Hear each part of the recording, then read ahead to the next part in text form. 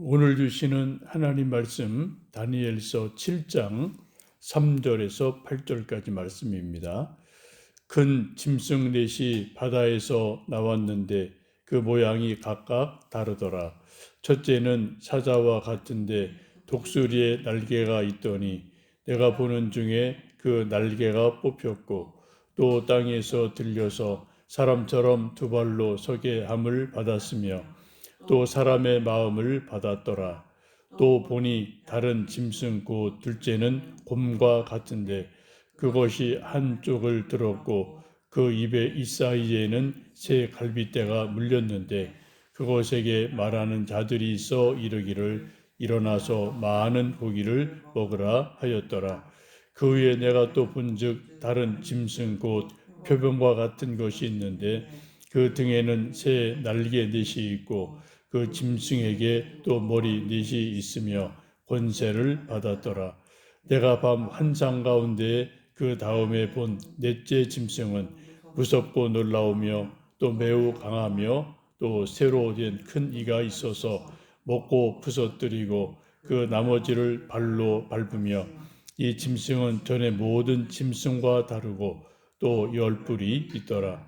내가 그 뿔을 유심히 보는 중에 다른 작은 뿔이 그 사이에서 나더니 첫째 번째 뿔의 중에 셋이 그 앞에서 뿌리까지 뽑혔으며 이 작은 뿔에는 사람의 눈 같은 눈들이 있고 또 입이 있어 큰 말을 하였더라. 아멘.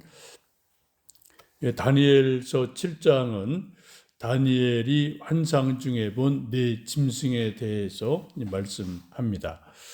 하늘 동서남북 사방에서 거센 바람이 바다로 불어치자 바닷속에서 네 짐승이 나타납니다. 보통 바람은 한쪽으로 불죠. 동풍, 서풍, 남풍 한쪽으로 바람이 부는데 오늘 다니엘서는 하늘에서 동서남북 동시에 사방에서 바람이 분다라는 것은 큰 혼란을 나타냅니다. 동시에 하늘 바람은 하나님의 심판을 나타내기도 합니다. 잠시 후에 요동치는 바다에서 네 짐승이 하나, 둘, 셋, 넷 차례로 나타나는 모습을 보게 됩니다. 바다에서 나타난 험악한 네 짐승은 네 왕국을 나타내죠. 17절에 보시면 그 네 큰 짐승은 세상에 일어날 네 왕이라고 말씀을 합니다. 우리가 네 짐승하면 언뜻 다니엘서 2장에서 본 느부갓네살의 금 신상을 환상을 생각할 수가 있습니다. 많은 성경학자들은 느부갓네살의 금 신상 환상과 다니엘의 네 짐승 환상이 비슷한 공통점을 가지고 있다고 봅니다. 2장에 나타난 느부갓네살의 금 신상 환상은 생김이 이렇게 생겼죠. 머리는 금이고 가슴은 은이고 배와 넓적다리는 노시고 종아리는 쇠고 발은 쇠와 진흙으로 되어 있습니다. 머리에서 발로 쭉 아래로 내려갈수록 점점점 가치 없는 그러한 쇠붙이로 변하게 됩니다. 여러 가지 영적 의미를 담고 있습니다. 다니엘이 본 네 짐승 환상의 네 짐승이 독수리 가진 사자, 또 곰, 날개 넷과 머리 넷인 표범, 강한 쇠이빨을 가지고 10뿔을 가진 사나운 짐승, 이렇게 네 짐승이 나타납니다. 이 짐승을 보면 갈수록 점점점 더 사나운 짐승으로 나타납니다. 또 잔인하고 악한 나라, 또 악한 권세를 가진 것을 상징하는 것으로 볼 수 있겠습니다. 네 짐승의 특징은 모두 기형적인 모양을 가지고 있다는 겁니다. 그래서 그냥 사자, 독수리가 아니라 여러 가지가 섞여 있는 그런 좀 기이한 그러한 모습으로 다니엘서는 말씀을 하죠. 창세기 1장 보시면 하나님이 천지를 창조하시고 동물을 창조하실 때 각기 그 종류대로 창조하셨다라고 말씀합니다. 사자는 사자로 창조하셨고 말은 말로 창조하셨고 또 소는 소로 창조하셨어요. 그런데 다니엘서에 나오는 환상 중의 짐승은 여러 가지 짐승이 복합적이고 기형적인 모습으로 여러 가지 섞여 있는 모습으로 나오게 됩니다. 이것은 하나님께서 원하시는 소위 창조 질서, 순수성이 유지되는 것이 아니라 이것저것 막 섞여 있는, 혼합되어 있는 그런 모습을 나타내는 것이죠. 신명기 22장에 보시면 이런 말씀이 있습니다. 너희는 포도나무 사이사이에 다른 씨를 뿌리지 마라. 그렇게 하면 씨를 뿌려서 거둔 곡식도 포도도 성물이 되어 먹지 못할 것이라. 너희들은 소와 나귀에게 한 멍에를 메워 밭을 갈지 마라. 너희들은 양털과 무명실을 함께 섞어서 짠 옷을 입지 마라 라는 말씀이 있어요.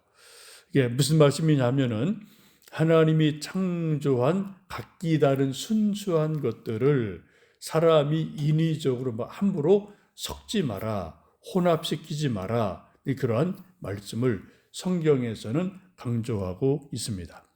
우리 사람들은 음식을 먹을 때 먼저 입맛이 사람들이 다르겠지만 섞어찌개를 좋아하죠. 잡탕밥도 맛있게 잘 먹습니다. 남자분들 연말에 또 술 먹을 때 그냥 소주만 먹는 게 아니라 소주에 이거저거 막 섞어 먹는 소위 폭탄주를 섞어서 먹는 경우도 많이 있음을 우리가 보게 되죠. 사람들은 이러한 것들을 창조성이다, 막 섞어서 새로운 것을 만들었다, 새로운 발견이다 라고 말할지 모르지만 하나님께서는 각 종류는 각 종류대로 독특성과 순수성이 있기 때문에 그 순수성을 지켜라 라는 것이 성경에 나타난 말씀입니다. 다니엘의 환상에 나타난 기이한 짐승들의 모습은 세상이 점점점 순수성을 잃어버린다, 복합적이고 혼란스럽게 된다라는 것을 나타내고 있습니다. 우리가 살고 있는 세상이 벌써 그런 일들이 아주 많죠. 물론 그 이전에도 많이 있었지만 우리가 살고 있는 이 세상은 점점점 혼합하고 복합적으로 이것저것이 막 섞여가는 그러한 시대를 우리들은 살아갑니다. 우리가 음식을 이것저것 섞어서 퓨전 음식을 만들어 먹는다. 그 입맛이라 괜찮아요. 또 섞어찌개를 맛있게 먹는다. 그것도 괜찮습니다. 그러나 이런 것들이 이제 종교적으로, 정신적으로, 문화적으로 나타나게 되면 영적인 혼합이 일어나고 이런저런 또 생각지 못한 문제들이 발생을 하게 됩니다. 우리가 살고 있는 이 세상은 이미 순수성을 상실한 시대입니다. 종교, 사상, 이데올로기, 문화 이런 것들이 막 서로 이리저리 막 얽히고 설켜갖고 엄청나게 복합적인, 혼합적인 시대를 살아가고 있습니다. 우리가 살고 있는 시대를 소위 포스트 모더니즘이라고 말을 하죠. 이 포스트 모더니즘의 특징은 절대적인 진리를 부정해요. 그런 거 없다라는 거예요. 다 상대성으로 나갑니다. 또 개인의 어떤 그 개인주의, 개인의 삶을 아주 많이 강조하죠. 또 문화적 상대주의를 말합니다. 이것도 옳고 저것도 옳다. 이것도 맞고 저것도 맞다. 절대적인 게 없으니까 이것도 저것도 다 옳아, 괜찮아, 맞아. 이런 혼란들이 지금 우리 살고 있는 세상의 영적인 분위기입니다. 이런 분위기 속에서 우리 이제 성경을 믿고 여호와 하나님만 유일신으로 믿는 성도들, 또 예수님만이 구원이시다, 예수님만이 길이요 진리요 생명이다라고 믿는 우리 성도들이 세상 사람들 볼 때는 잘 이해가 안 되는 부분이 많아요. 야, 기독교인들은 참 독선적이다, 자기들만 옳다고 주장하는구나 라고 보여지는 일들이 이 세상에 많이 있게 됩니다. 이미 우리가 살고 있는 세상은 이제 포스트 모더니즘, 또 문화적 상대주의, 종교 다원주의 이런 것들로 이미 많이 이리저리 막 섞여 있는 시대를 우리가 살고 있거든요. 그리고 음식을 우리가 이것저것 섞어서 먹는 것은 뭐 그런 대로 괜찮아요. 그런데 종교적으로, 신앙적으로, 문화적으로 이런 것들이 막 종교다원주의라는 이름으로 이리저리 혼합되어지는 것은 아주 많이 우리가 경계하고 주의해야 되는 일들임에 틀림이 없습니다. 예수님도 말씀하기를 이제 말세가 되면 여기에 재림주가 있다, 내가 재림주다라는 말씀이 많이 있을 것인데 거기에 전혀 미혹되지 마라, 그런 말씀이 있죠. 또 연말 되면 우리 또 이제 혹시라도 예수님 믿는 사람들이 교회에서 예배드리고 또 신년 운습으로 또 이제 뭐 점쟁이 잡고 하는 일들이 있을 수 있어요. 이거는 아주 위험한 거잖아요. 구약에 보시면 여호와 하나님도 믿고 바알도 믿고 또 다른 우상도 믿고 이런 것들이 구약의 전형적인 특징으로 성경은 말씀하지 않습니까? 이것도 이제 일종의 이제 종교다원주의, 혼합주의라고 보시면 됩니다. 그리고 우리는 오직 한 분, 여호와 하나님만이 진실로 하나님이시다라는 믿음을 우리가 처음부터 끝까지 견지해야 됩니다. 우리가 하나님만 믿음의 눈으로 순수하게 바라보고 믿는 온전한 믿음, 순수한 믿음이 그 어떤 때보다도 필요한 시대로 우리가 살고 있습니다. 특별히 요한복음 14장 6절에 내가 곧 길이요 진리요 생명이니 나로 말미암지 않고는 아버지께로 올 자가 없느니라 라는 말씀, 예수님의 유일성, 예수님의 절대성, 이것이 우리가 믿는 성경의 말씀이고 우리가 고백하는 신앙 고백 아니겠습니까? 이제 곧 크리스마스 성탄절을 맞이하게 되는데 성탄의 주인공이신 예수님만 더 사랑하고 정말 순도 100%의 믿음으로 예수님을 사랑하고 더 존중히 여기는 그런 성탄의 계절 될 수 있기를 주님의 이름으로 축복합니다. 살아계신 아버지 하나님 감사합니다. 또 한 주간 시작하며 이른 새벽을 깨우며 하나님 앞에 나왔습니다. 우리가 살고 있는 이 시대는 문화적 상대주의, 소위 포스트모더니즘을 살아가며 종교다원주의가 이리저리 섞여 있는 혼란한 시대를 살아갑니다. 많은 사람들이 이것도 옳고 저것도 옳고 하나님도 믿고 우상도 믿고 하는 영적 혼란한 일들이 종종 일어납니다. 주님, 우리 귀한 믿음의 성도들에게 믿음의 순수성을 허락하여 주시옵소서.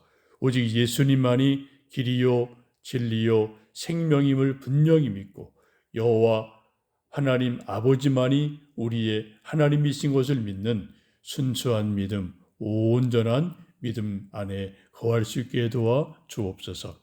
이제 성탄절을 앞에 두고 있습니다. 예수님 더 사랑하고 예수님 더 존중히 여기고 예수님의 이름으로 기도하여 응답받고 예수님의 이름으로 병든 자가 치유되고 예수님의 이름으로 인생의 문제들이 해결되어지고 예수님의 이름으로 구원받는 놀라운 은혜가 있도록 우리들과 함께해 주옵소서. 추운 날씨 연로하신 부모님들, 병약한 성도들 건강 지켜 주시며 또 좋은 연말의 결산과 새해를 준비하는 복된 하루하루 되도록 우리들과 함께하여 주옵소서. 예수님의 이름으로 기도하옵나이다. 아멘.